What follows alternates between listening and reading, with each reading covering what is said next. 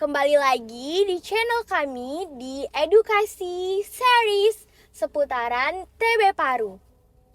Jadi sebenarnya apa sih TB Paru itu? TB atau dikenal sebagai tuberkulosis adalah penyakit menular yang disebabkan oleh bakteri kuman Mycobacterium tuberculosis. Nah, kenapa sih TB itu berbahaya? Gimana sih penyebarannya? Nah, TB itu adalah penyakit yang berbahaya yang sudah dikenal di seluruh dunia. Bahkan persentase kasusnya mencapai 10,6 juta loh. Dengan 6,4 juta orang ternyata sudah terkonfirmasi dan juga telah mendapatkan pengobatan medis. Namun sayangnya sekitar 4,2 juta orang masih dikatakan lalai atau mereka belum terkonfirmasi sehingga mereka dapat bergerak bebas sehingga dapat melakukan penularan terhadap bakteri kuman TB ini secara aktif ke orang lain. Kemudian gimana sih penularan TB ini? Gimana sekarang kondisinya di Indonesia? Nah, berdasarkan beberapa referensi yang beredar, ternyata Indonesia merupakan salah satu negara dengan persentase penyakit TB terbesar di dunia, bahkan telah mencapai di peringkat kedua setelah negara India. Bahkan untuk estimasi jumlah kasus di Indonesia sendiri sudah mencapai 969.000, hanya kurang sekitar 31.000 untuk mencapai 1 juta. Kenaikannya itu sangat progresif ya, bahkan sampai 17% penaikannya setiap tahunnya dimulai dari tahun 2020 bahkan hingga sekarang. Bahkan insidensi kasus TBC sendiri kalau misalkan kita ukur dalam 100.000 orang, 100.000 penduduk itu sudah mencapai 354 kasus. Nah, ini dia. Tuberkulosis adalah penyakit yang sangat menular yang diakibatkan oleh bakteri Mycobacterium tuberculosis. Sebenarnya apa sih bakteri Mycobacterium tuberculosis itu? Dia adalah kuman dengan bentuk batang atau biasanya dikenal sebagai bentuk basil dengan panjang sekitar 1-4 mikron dan lebar 0,2-0,6 mikron. Terdiri dari asam lemak yang bersifat aerob, artinya dia lebih suka dengan udara. Kemudian dia adalah kuman tahan asam. Artinya apa sih kuman tahan asam itu? Nah, kalau Mycobacterium tuberculosis masuk ke organ lambung, organ gaster, yang kita tahu sifatnya itu adalah asam, dia nggak bakal mati. Dia nggak akan merasa terganggu, karena dia itu tahan sama asam tersebut. Nah, istilahnya gitu. Kemudian dia itu dapat hidup di dalam jaringan kuman, hidupnya sebagai parasit intraseluler. Nah, ini adalah gambaran gimana kuman TB itu dapat menularkan dari individu satu ke individu lainnya melalui droplet atau bersin. Ketika seseorang yang telah terdiagnosa TB, kemudian mereka itu bersin mengeluarkan droplet tanpa ada pakai masker, kemudian datang orang yang lain, kemudian droplet itu dapat berpindah, mereka itu dropletnya itu dapat terinhalasi secara udara. Si individu lain ketika menarik nafas, otomatis droplet yang sudah terinhalasi oleh udara tersebut akan masuk ke saluran pernafasan, khususnya organ paru-paru individu yang lain. Dari situlah cara penularannya. Nah, untuk pengklasifikasiannya sebenarnya ada 2 untuk TB ini. Yang pertama kita bahas dulu berdasarkan pengobatan sebelumnya. Ada 4 tuh. Yang pertama ada kasus baru TB, ada kasus riwayat OAT sebelumnya, ada kasus putus obat, dan kasus gagal pengobatan. Jadi gimana sih ngebedainnya? Untuk ngebedainnya sebenarnya simple. Bahkan dari definisi pun kita udah bisa ngebedainnya. Yang pertama, kasus baru TB. Artinya, mereka adalah orang yang belum pernah mendapatkan OAT sebelumnya atau obat anti tuberkulosis sebelumnya, ataupun mereka sebelumnya sudah pernah konsumsi obat anti tuberkulosis sebelumnya tapi durasi waktunya hanya kurang dari 2 minggu. Kemudian yang kedua, kasus putus obat. Dari definisi nih, putus obat artinya apa? Dia punya riwayat penggunaan atau konsumsi obat anti tuberkulosis sebelumnya, tetapi hanya dikonsumsinya dalam rentang waktu 2 bulan. Sedangkan kita tahu kalau obat anti tuberkulosis itu dikonsumsi selama 6 bulan. 4 bulan lagi dia nggak konsumsi, artinya dia lalai. Nah, itu untuk yang kasus putus obat. Kemudian yang ketiga, ada kasus riwayat OAT kambuh.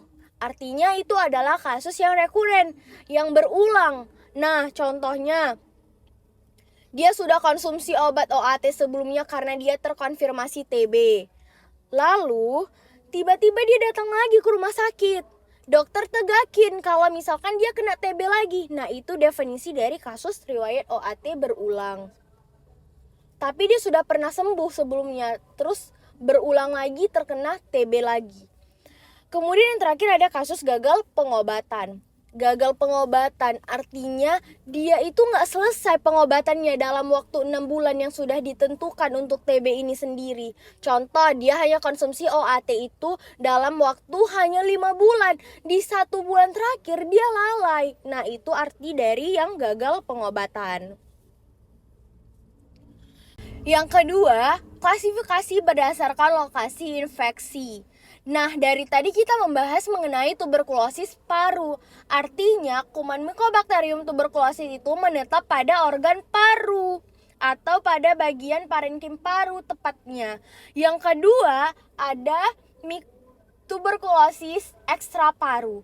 Ekstraparu artinya di luar paru. Berarti kuman Mycobacterium tuberculosis menetap di luar organ paru. Contohnya apa sih? Contohnya bisa di selaput otak menjadi meningitis TB, bisa di tulang menjadi TB tulang, dan lain-lain. Untuk faktor resiko terkait TB ini sebenarnya banyak banget, tapi 5 ini adalah faktor dominan terkait TB paru. Yang pertama, aktivitas merokok, karena beberapa zat di dalam rokok yang dikatakan berbahaya terhadap organ paru. Yang kedua, penyakit imun atau imunokompromis. Yang paling umum diketahui orang-orang itu adalah HIV. Nah, kita pasti selalu dengar TB HIV, artinya apa? Dia kena TB dan dia kena juga HIV. Nah, itu akan jauh lebih beresiko dan sangat tingkat kematiannya sangat tinggi dibandingkan mereka yang hanya terkonfirmasi TB saja ataupun terkonfirmasi hanya HIV saja. Ketiga, kontak pada penderita TB. Itu sama seperti etiologi tadi. Artinya dari droplet tersebut terinhalasi oleh udara. Lalu yang lain, mereka itu menghirup udara yang sudah tercemar sama droplet si Mycobacterium tuberculosis. Akhirnya apa? Ya menjadilah pasien baru TB. Yang keempat, ada populasi padat. Populasi padat penduduk yang akan jauh lebih rentan Mycobacterium tuberculosis itu beradaptasinya itu jauh lebih mudah di kondisi yang kumuh seperti itu. Yang kelima, pekerja medis. Kenapa sih pekerja medis ini resiko atau rentan? Yang pertama, tentu karena nggak ada alat pelindung dirinya. Dia ngobati mereka yang terdiagnosa TB, tapi tanpa pakai masker, tapi tanpa pakai sarung tangan. Otomatis kan mereka akan jauh lebih rentan terpapar gitu. Nah, di sini saya akan melanjutkan untuk menjelaskan patofisiologi dari tuberkulosis paru, oke? Jadi Mycobacterium atau kuman dari TB tadi itu kan masuk melalui sistem pernafasan kita. Jadi organ-organ pernafasan kan masuk, dan itu masuk ke paru-paru atau dinamakan alveolus gitu kan. Jadi tuberkulosisnya ini akan masuk ke dalam alveolus, dan pastilah kalau ada kuman atau ada makhluk lain gitu di dalam tubuh kita, maka sel imun kita itu akan bekerja atau akan memakan sel-sel yang lain dari tubuh kita ini. Dia akan memfagositosis oleh makrofag gitu. Jadi kuman-kumannya ini akan dibagi dua gitu. Jadi ada yang mati dan ada juga yang hidup gitu. Jadi ada yang destruksi basil TB, jadi kuman TB-nya ini mati, dan ada juga yang basil TB-nya ini berkembang biak atau semakin hidup lah walaupun dimatikan oleh makrofag gitu. Jadi dia destruksi makrofag, jadi makrofagnya ini yang mati. Jadi makrofagnya yang kalah, kumannya itu yang menang gitu. Nah, jadi setelah makrofagnya ini mati, dia akan membentuk sebuah tuberkel gitu. Nah, sebuah tuberkel ini dia akan membuat apa? Dia akan menjadi resolusi dan menjadi sebuah kalsifikasi. Kalsifikasi itu apa? Dia macam seperti berkumpul gitu kuman-kumannya nih dan membuat sebagai kompleks gon namanya. Jadi kan tadi pembentukan tuberkel dan terjadilah sebuah kompleks gon. Nah, kompleks gon ini sih seperti apa sih kompleks gon ini? Kalau kita tahu yang namanya keju, kan kita tahu keju itu kayak mana kan, warna kuning baru cair-cair kayak gitu. Nah, kayak gitulah dia kompleks gon gitu. Jadi dia macam ya kuning-kuning cair-cair kental-kental gitu di dalam paru-paru kita. Nah, itu biasanya nanti membuat ada kavitas di paru-paru kita macam bulat gitu kalau biasa kita lihat di foto toraks gitu. Nah, kemudian setelah pembentukan tuberkel ini dia akan masuk ke kelenjar limfe atau kelenjar getah bening gitu. Nah, dia tuh akan menyebarnya sebagai hematogen. Hemato itu apa artinya? Hemato itu artinya pembuluh darah. Jadi dia masuk ke pembuluh darah. Nah, di hematogen ini dia masuk ke luar dari paru-paru. Makanya ada namanya kan tadi tuberkulosis paru dan ada tuberkulosis ekstra paru. Nah, jadi hematogen ini masuk ke misalnya ke hati, bisa ke ginjal, bisa ke tulang, bisa ke otak gitu. Nah, jadi sudah perkejuan tadi kan. Jadi membuat sebuah kompleks gon. Kemudian kompleks gonnya itu pecah atau perkejuan itu pecah dan menjadi sebuah lesi-lesi sekunder gitu. Nah, jadi lesi-lesinya itulah nanti dapat kita lihat di foto toraks gitu. Nah, gejala yang khas dari tuberkulosis paru ini sudah nampak kali. Misalnya kita lihat orang dia batuk kan orang sering lah batuk gimana ya kan, tapi beda dengan tuberkulosis paru. Kalau tuberkulosis paru batuknya dia batuk berdahak pertama, oke. Sudah batuk berdahak dia itu sudah lebih dari 2 minggu. Jadi selama 2 minggu itu batuk terus tanpa sembuh dan itu lebih dari 2 minggu. Itu gejala khas dari TB paru gitu. Yang kedua, nyeri dada. Nah, jadi kalau dia udah batuk 2 minggu, kemudian dirasakannya nyeri dada, di dadanya nyeri, itu bisa gejala khas juga dari tuberkulosis paru. Yang ketiga ada demam, pastilah demam karena kan infeksi atau ada kuman kan, infeksi imun kita menyerang kuman-kumannya, maka terjadi inflamasi dalam tubuh kita, maka terjadilah demam untuk membuat tubuh kita lebih suhunya lebih bagus lagi gitu. Kemudian ada juga keringat malam. Nah, ini ada gejala yang paling khas dari tuberkulosis. Kenapa ada keringat malam? Karena kuman tuberkulosisnya ini bekerja itu pada malam hari. Jadi tuberkulosis ini macam nokturnal, macam kelelawar gitu. Dia akan bekerja itu pada malam hari. Makanya pada malam hari itu kita mengalami keringat malam, menggigil gitu pada malam hari.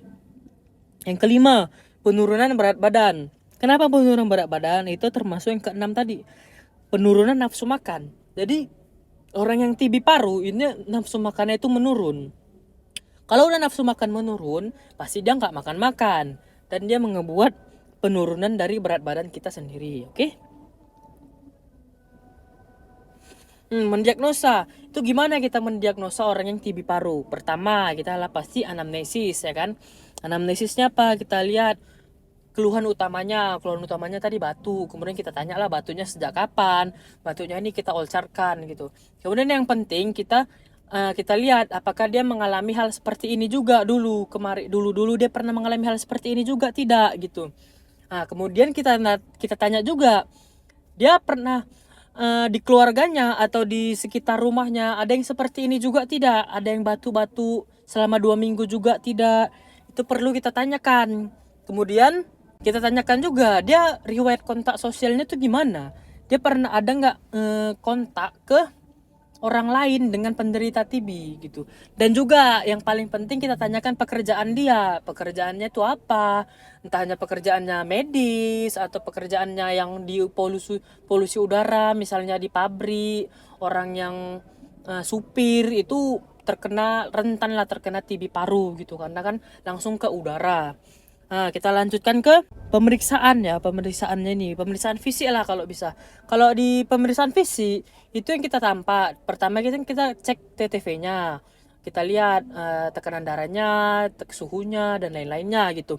Kemudian pas kita auskultasi pada bagian toraks, itu suara nafasnya itu kalau normal kan vesikuler. Kalau orang TB paru, dia ini suara nafasnya amforik. Kenapa amforik? Karena di paru-paru dia itu akan terjadi sebuah kavitas atau kompleks gon tadi, maka terjadilah amforik gitu.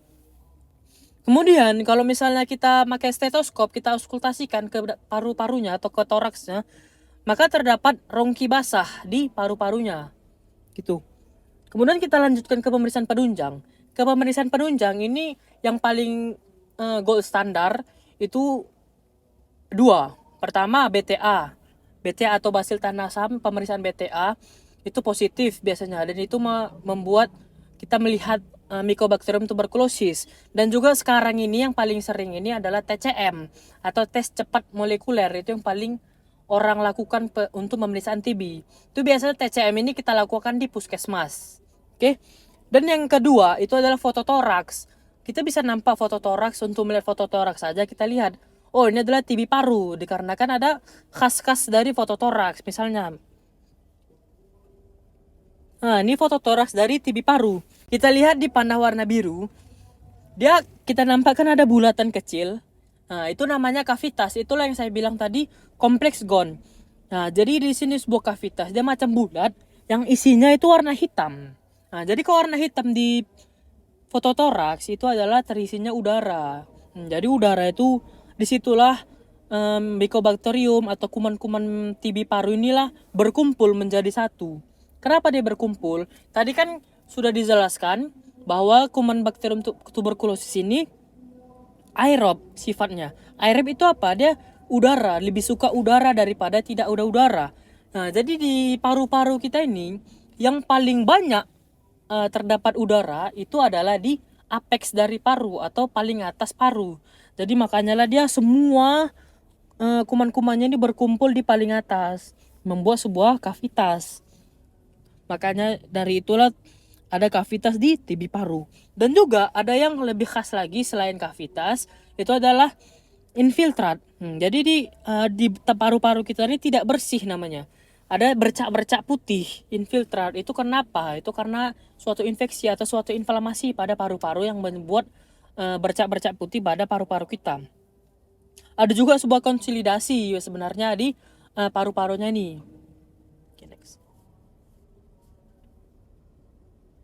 Nah, untuk pengobatannya gimana? Tadi kan kita sudah bahas tentang diagnosa, kedua yang lainnya. Nah, jadi pengobatan untuk TB paru ini sudah ditentukan oleh dan beberapa referensi pun juga sudah menentukan bahwa dilakukannya 2 RHZE sama 4 RH. Maksudnya apa itu, Bang? Maksudnya 2 RHZE itu untuk 2 bulan pertama kita beri RHZE. Dan setelah 2 bulan pertama akan dilakukan 4 bulan terakhir atau 4 bulan lanjutan diberi RH. Apa sih, Bang, itu RHZE dan RH ini? Ini dia adalah obat-obat anti tuberkulosis atau OAT ya. Jadi R itu adalah rifampicin, H itu adalah isoniazid, Z itu adalah pyrazinamide, dan E itu adalah etambutol. Nah, jadi kita beri 2 bulan itu rifampicin, isoniazid, etambutol, dan pyrazinamide untuk 2 bulan. Dan untuk lanjutannya kita beri rifampicin dan isoniazid gitu. Dan ini adalah dosis-dosis untuk obat-obat tersebut.